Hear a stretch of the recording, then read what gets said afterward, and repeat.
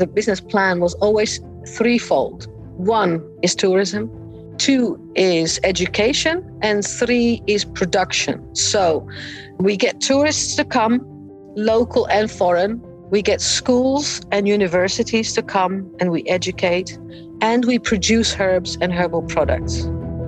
Welcome to a new episode of Most Memorable Journeys.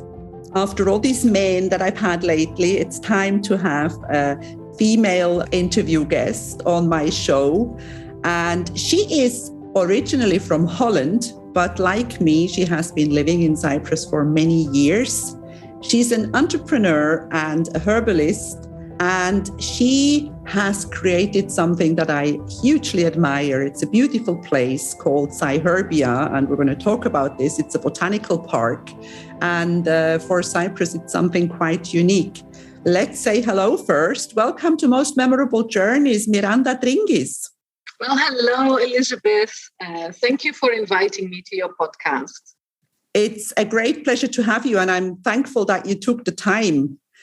Now, you are from Holland, and I don't really know that many people from Holland in Cyprus. How did you get to Cyprus? I think in the 80s, my story was not an uncommon one.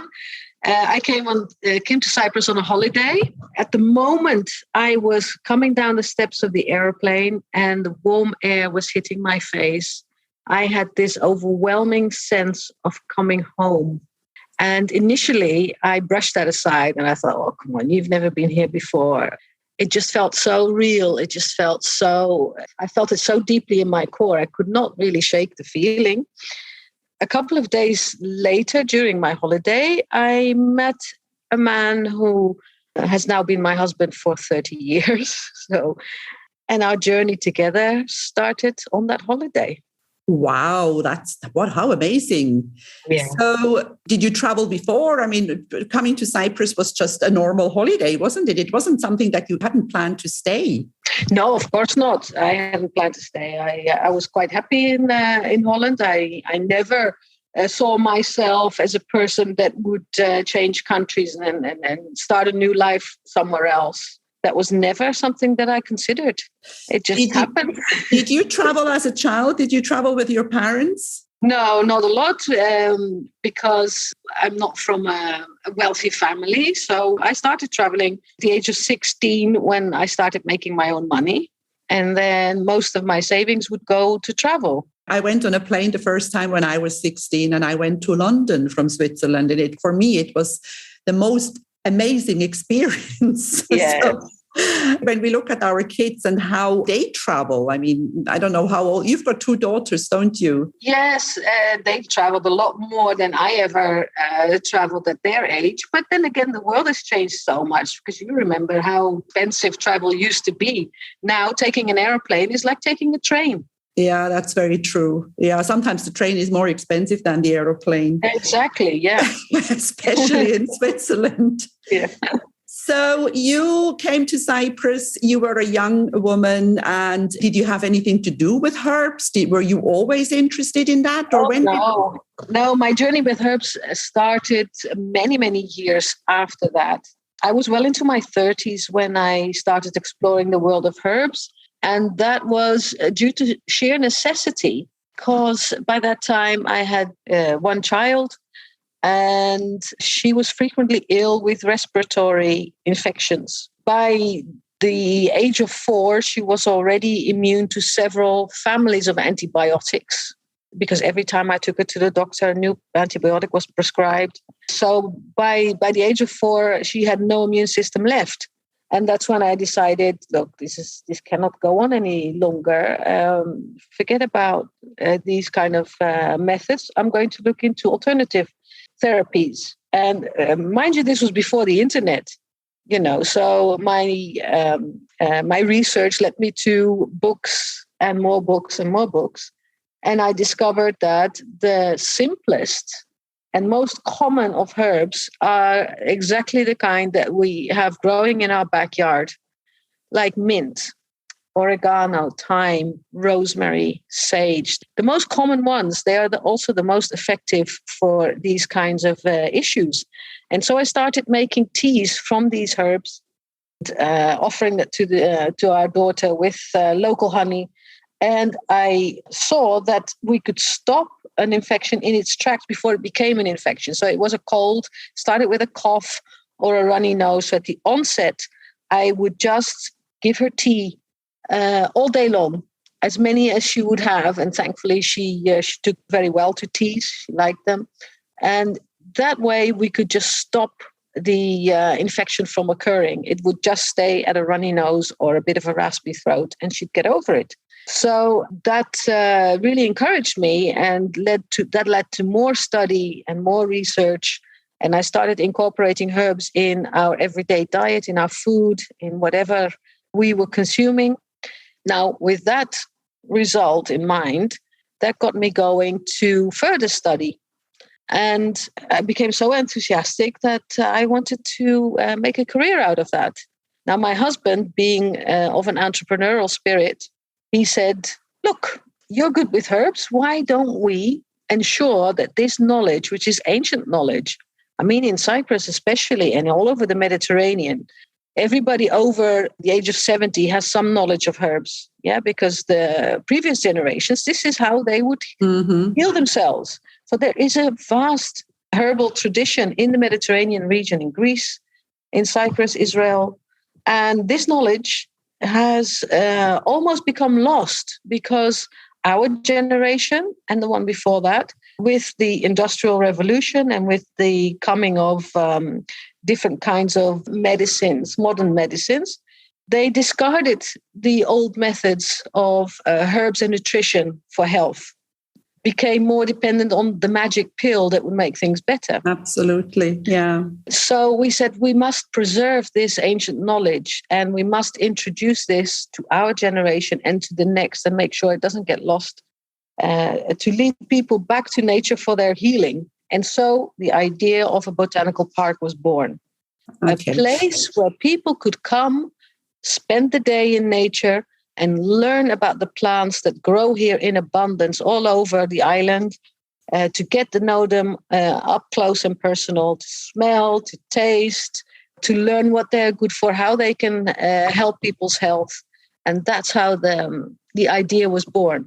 Now, in order for us to make that a success, we said we should combine the knowledge of the herbs with fun and entertainment, make it educational but fun, and provide a lovely experience so that people could just see it as a day out where they could also learn something. Because when you make learning fun, then that's when I think people retain information better. Children can grow up with learning by play, learning by discovery. And when you incorporate all the senses, you know, the look of things, the smell, the taste, and everything, it makes an immersive experience. And so we said, okay, let's do this. Now, neither of us had any experience in agriculture.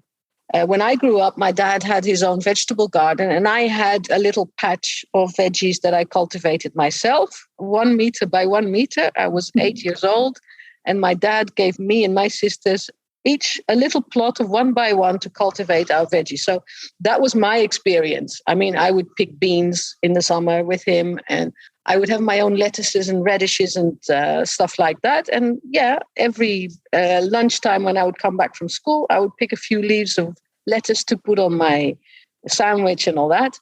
So I did like pottering around in the garden, but it's quite a different matter when you attempt to cultivate 32,000 square meters of land, a piece of land that was full of rocks and thistles and other difficult things that had to be cleared out of the way, and then, you know, learn how to do this and turn it into a business. I want to interrupt here for a minute, because I want to ask you, when you were telling this to your friends, what did people say? How did people react? Well, I didn't tell a lot of people. I told my family. Everybody thought that we were stark raving mad. I was thinking that. Yeah, go on. Yeah. Friends also, they could not see it. Actually, hardly anybody could see it. And truth be told, I myself was very daunted and overwhelmed by the idea of doing something so big and so difficult.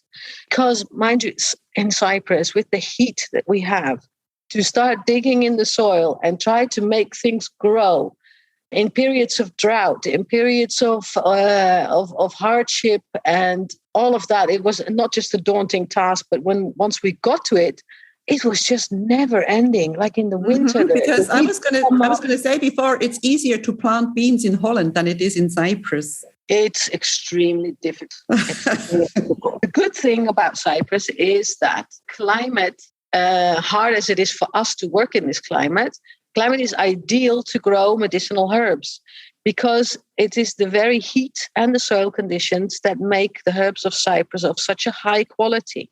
The essential oils in the plants are of such a high quality and high quantity that our oils are very, very strong. This is why when you smell a plant of oregano here in Cyprus, it smells really, really beautiful and rich. And if you would cultivate the same in your country, in Switzerland, it would hardly have a smell. In Holland, it smells like nothing, just paper. Yeah. You know, my sister has a couple of plants on her windowsill in the kitchen as a little kitchen garden. It smells like nothing. And is it basically, is it the south? Is it the sun in the south, or is there a special climate here in Cyprus? There's a special climate in Cyprus, not just in Cyprus.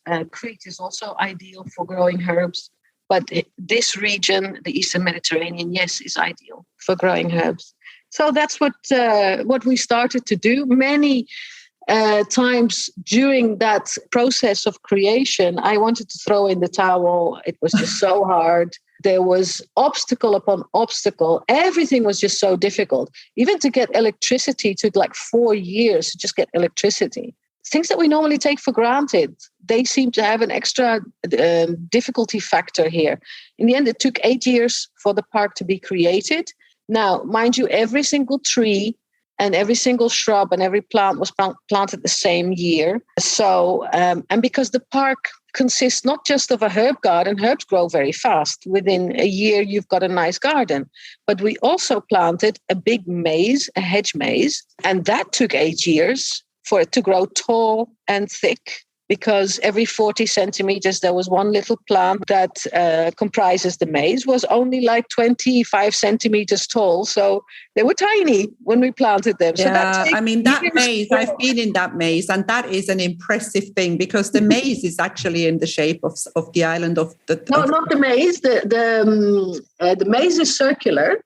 The maze is circular, right? But what's in the shape of Cyprus? We planted a woodland area in the shape of cypress. The outline of cypress is formed by hundreds of cypress trees. Those are the tall, thin, dark green trees, evergreen. And they form the outline of cypress with a path. So you can literally walk around Cyprus in 15 minutes. And in each region, you will see the plants grown that you would find in that area of the island.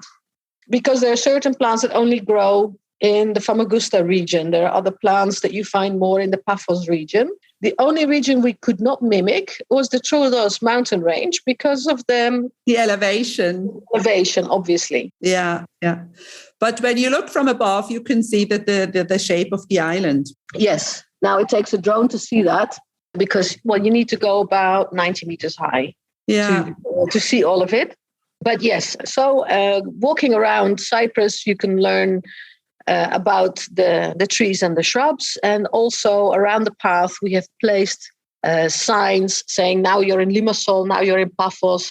And then it also shows the main site of cultural heritage that can be found there. So first-time visitors to the island can actually see what else they could see on the island that is worth visiting. So for Paphos, that would be the tombs of the kings. For Limassol, the Curium Amphitheater.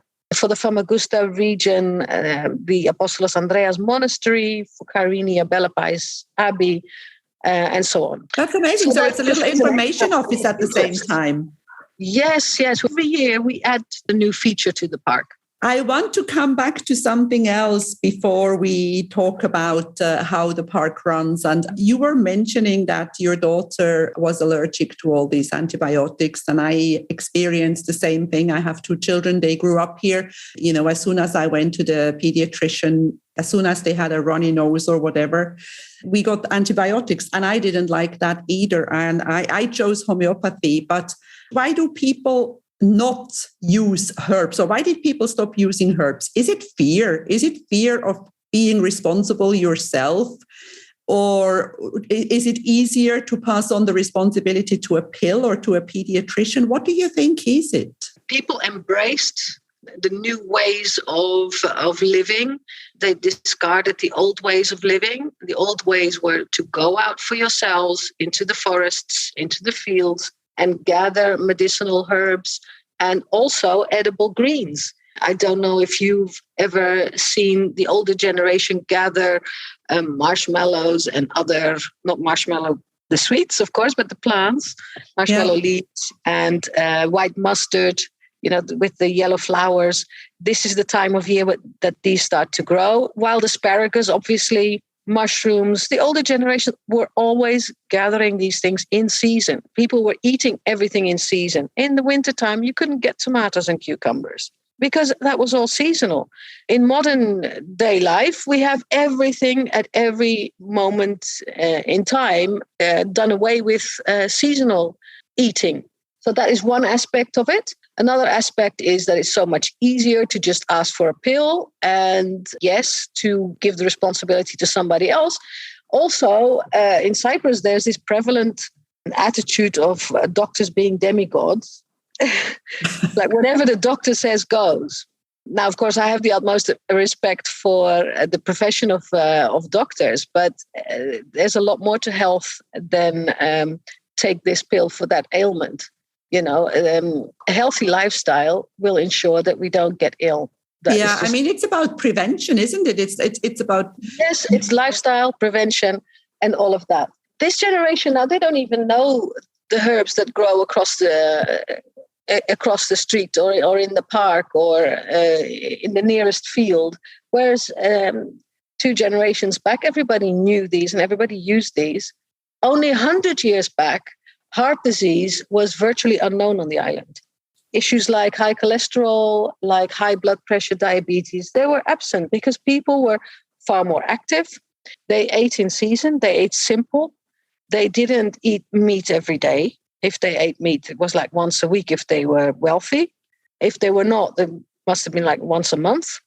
All of these issues have contributed to the lifestyle that we now know.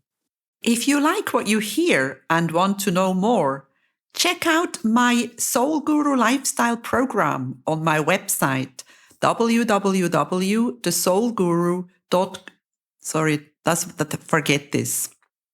Yeah, and of course, all the fast food chains don't help. No, there's that as well. There is that as well, because for me, food is something that is alive. And if you want to get nutritional value, if you want to feed your body with something that is good for it, then your food has to be alive, which means not out of a packet, not out of a tin, not processed. We're lucky in Cyprus that we have access to fresh fruit and vegetables all year round, locally produced. I always try to eat local as much as possible. Of course, the fruit here is absolutely divine. This is something, even though I've been here for over 30 years, when I see an orange tree or a mandarin tree or lemons, my heart sings with delight just seeing these orange jewels hanging from a tree. And I think, how lucky am I to live in this place that I can just stop the car and I can just pick an orange off a tree. I mean, how awesome is that? I agree. It makes me smile as well. We have... It does not get old. This is amazing. So then the park opened. You do have tour groups coming by as well, don't you? Yes. The business plan was always threefold. 1 is tourism. 2 is education, and 3 is production. So we get tourists to come, local and foreign. We get schools and universities to come and we educate, and we produce herbs and herbal products. So those are 3 pillars upon which the business has been built. this means that even in the low season, when there's no tourists, we can still survive because we have the other two pillars. We do produce our own things. We get schools visiting. Okay, now with COVID, that hasn't happened for the past 2 years, but that is, of course, that's, neither here nor there. That's how we wanted it from the beginning. And that's what we had in mind from the beginning. So yeah, tourism, of course, tourism is an enormous source of income for the entire island. And we believe that with the creation of the park, we really contributed to the tourism product in Cyprus, and especially in our region, because we are in the Famagusta region between Larnaca and Ayia Napa. And there aren't a lot of places for visitors to go and see. Ayia Napa, okay, the best beaches, Ayia Napa, Protaras. But beyond the beach, where do you go? There's not a lot of places for a tourist to go. So we are only 20 minutes away from Ayia Napa. And many tourists come and learn about the nature of Cyprus and about its healing herbs. It's quite amazing because, as you say, in your area, there is not much archaeological to visit. So it's a beautiful day out to visit Cyherbia. Especially my favorite part in Cyherbia are the lavender fields. When is lavender season? Lavender season is June and July. And every June, we host our lavender festival. This year, it will be, I think, it will be the 10th Lavender Festival. And also, we will celebrate 10 years of our business, the 10-year anniversary. It's a pivotal year for us. It's a year that we are rebranding and renovating and making everything new and upgrading the entire thing. Because, mind you, when we started out as a business, on a budget, obviously, we had to work within that budget, and I could not really create it the way I wanted to create it. Buildings and other features in the park that are nothing to do with the plants. Now that it's our 10-year anniversary, it is time for a general upgrade, and that's what we're working very hard on right now. Yeah, and we are looking forward to seeing what will be changed. Now, coming back a little bit to my most memorable journey podcast. Do you get to travel, or do you only work? Do you manage to get away once in a while? Of course. I find travel extremely crucial to my creativity. I get inspiration from my travels. Like, you know what? Because we're on an island, no matter how beautiful this island is, you're on an island. You've got to get away. To expand your horizons, to get new impressions, to get inspired by things that you see on your travels. And yes, travel is a big thing for me. It's something I love doing, and I do get a lot of inspiration from my travels. What is your favorite place? Oh, my favorite place is in Greece, and not too far away, but it's the river that leads to Hades. The Acheron River, the Styx River, where Charon used to take the souls of the dead to the underworld. When you read the mythology, then you think, oh, that must be a really dark place. I've never seen more life than in that river. It has 4 springs that just gush water eternally. Nobody knows where they come from, where they start. It's the purest water. You can drink it. And the river can just take you for quite a few kilometers, and you wade through. It's not very deep. Certain places you have to swim, but you swim upstream, so you've got to be a strong swimmer. But the wildlife I saw there was just amazing. The nature amazing. So many butterflies, so many birds as well. I even found a little water snake that I played with. I made friends with.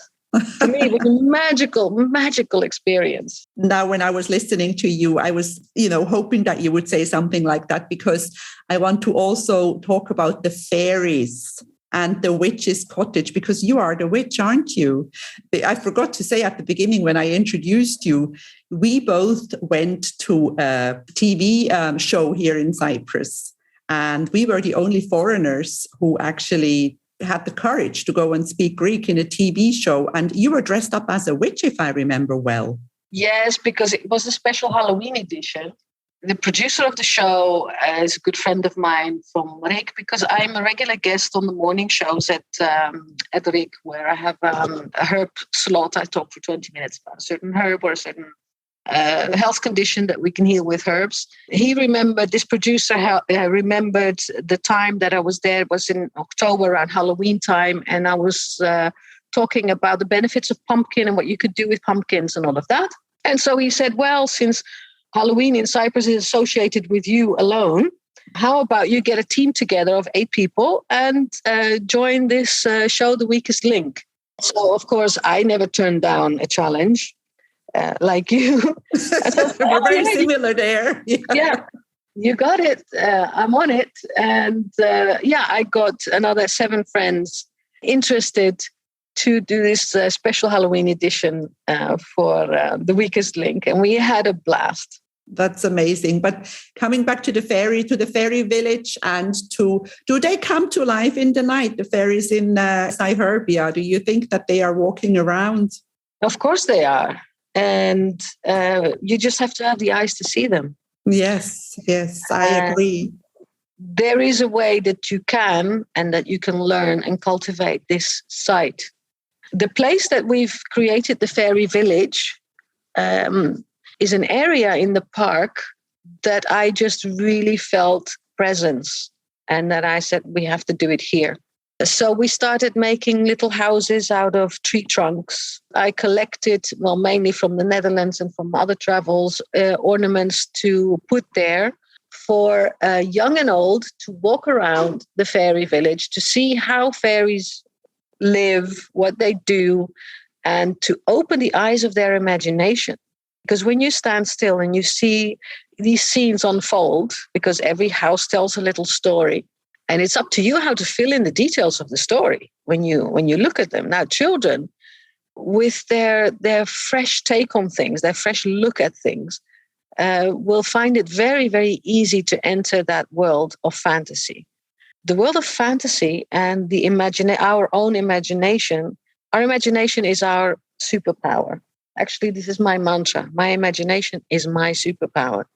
When you open the imagination to such an extent that you can see between the worlds, then yes, you can see ethereal beings. I've seen them in other countries as well, in ancient forests especially. But the purpose of making a fairy village in our place was really to open the imagination of visitors, so that they can be open to new impressions, either from nature, because nature itself is magical. There is magic everywhere in nature. When you stimulate the imagination, especially of a child, that's where a lot of things will start to happen, because then you can visualize what it is you want to become, what it is you want out of your life. There is a fairy wish box, so young and old can write a wish and deposit it in the fairy wish box. That is a manifesting method.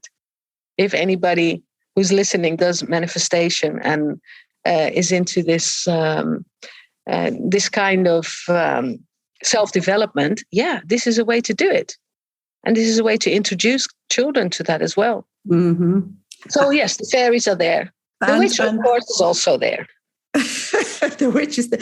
But, and I mean, you mentioned imagination a few times. And I think Cyherbia and what you did, when you have imagination, you know that really understand that anything is possible. You just need to have the imagination to do it. And you did that with Cyherbia, with the park. It's not just that. We need to dream big.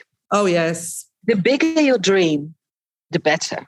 When you dream small, your result will be small. When you dare to dream big, you can do big things. One person can make an enormous impact. I never could have imagined the impact that this creation at this park would have on other people's lives. I have seen people's lives being touched by the things that they've learned, the things that they've encountered in the park. One particular young lady comes to mind, a Russian young girl from the age of 8, came to visit the park a couple of times a year. Her family had a holiday home near Ayanapa, and this child had an affinity for the lizards. There's lots and lots of lizards in the park, and she would catch them with her hands like that and put them in a box and then just study them. And so this young girl came to me with a box, and there was about 4 or 5 lizards in them, small and some bigger ones as well. Now, they're the hardest creatures to catch. They're so fast. But she was a master at it.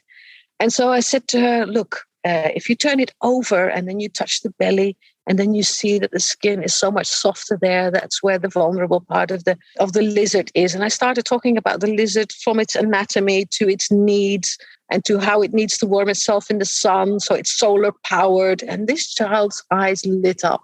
And she said, I want to study everything about lizards and snakes and everything with herpetology.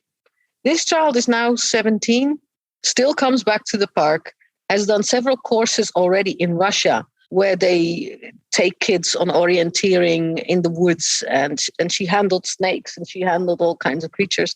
And she is enrolling to become a biologist, and she wants to specialize in herpetology.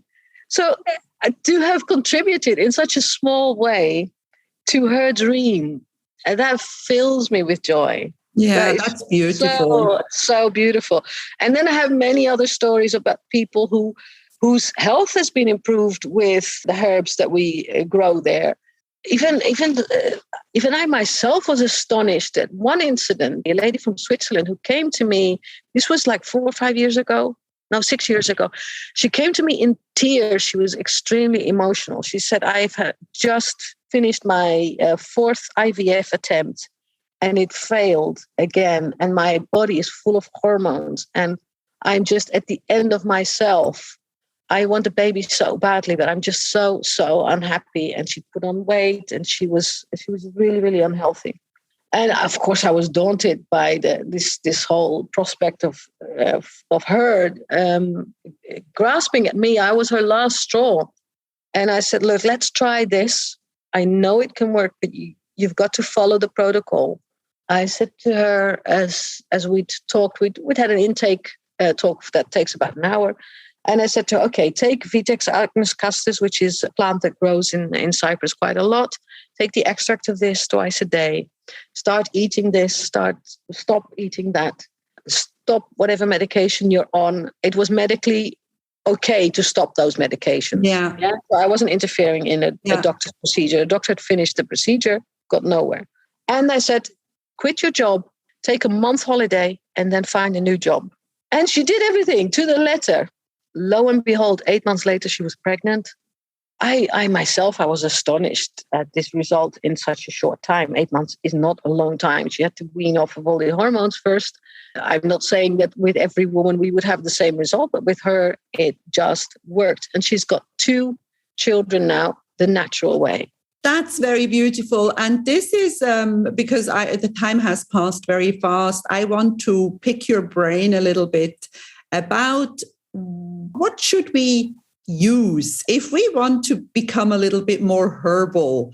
Like let's say we want to use 2 or 3 different kinds of herbs in our daily life. What would be the basic that you would recommend that are good for us? Right. First, I would say, since we are in Cyprus, and even a person who lives in an apartment can have a little balcony garden. So they can have 1 oregano plant, 1 thyme, and 1 mint. That's a very good place to start. Then you start picking those herbs fresh and incorporating them in your daily diet, in your food. The herbs we always add at the last minute, 5 minutes before serving the food. We add the herbs so they don't lose the flavor and their potency. You'll see that your meals will be transformed just by the addition of 1 or 2 fresh herbs.